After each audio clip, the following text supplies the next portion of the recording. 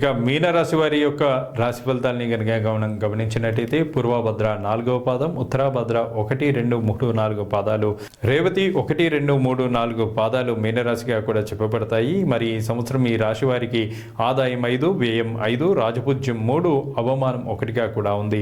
ఈ రాశి వారికి గురుడు మే 15 నుండి అర్ధాష్టమ స్థానమందు రజతమూర్తివంతం చేత కూడా నూతన గృహ నిర్మాణంలో చేయించు నూతన విద్యల్లో రాణించుతుండ్రు.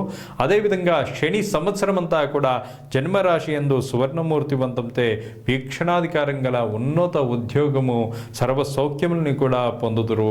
రాహుకేతువులు వరుసగా మే 18 నుండి సంవత్సరమంతా కూడా వ్యయ షష్టమ స్థానములందు సువర్ణమూర్తులుగా ఉత్తమ ఫలితాన్ని ఇచ్చేటువంటి అవకాశం ఉంది.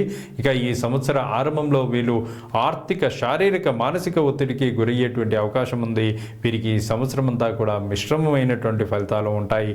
ఒకవైపు పరస్పర సామరస్యం, అవగాహన లోపం వల్ల కూడా కుటుంబపరమైనటువంటి సమస్యలను, ఒత్తిళ్లను కూడా అధిగమిస్తూనే అదే సమయంలో విద్యా, ఉద్యోగ విషయాల్లో, వృత్తి రంగంలో మంచి విజయాల్ని కూడా సాధించగలుగుతారు.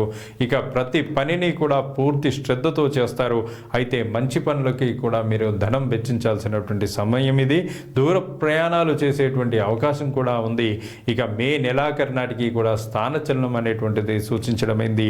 అక్టోబర్ నెలలో గురువు పుత్రస్థానమైనటువంటి పంచమ స్థాన సంచారంలో ఉన్నప్పుడు సంతానానికి, ఆర్థిక పురోభివృద్ధికి కూడా మీకు అనుకూలంగా మారేటువంటి అవకాశాలు ఉన్నాయి.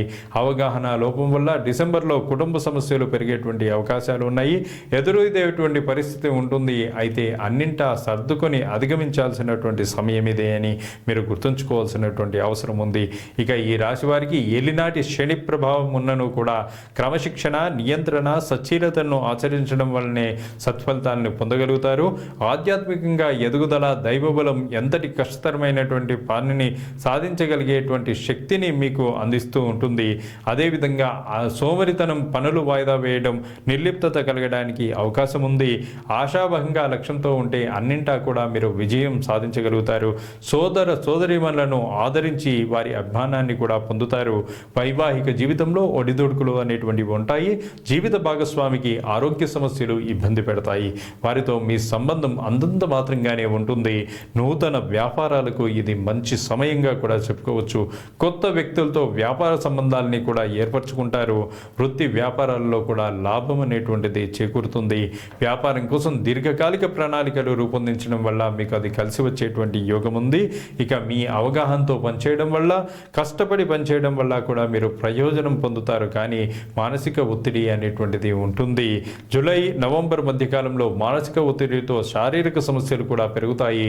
వ్యాధులు, ఆరోగ్య సమస్యలు వేధిస్తుండడం, వైద్య ఖర్చులు పెరగడం, అస్థిమిత పరిస్థితి, వృధా ధన వ్యయానికి కూడా దారితీసేటువంటి అవకాశం ఉంటుంది.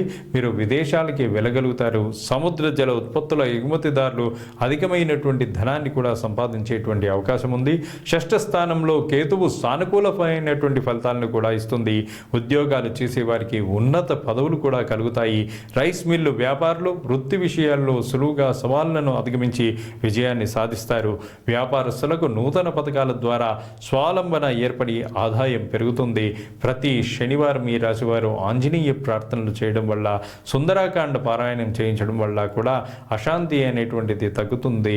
అదేవిధంగా మీకున్నటువంటి అనేకమైనటువంటి కష్టాల నుండి కూడా మీరు దూరం అవుతారు అనేటువంటిది చెప్పదగినటువంటి సూచన.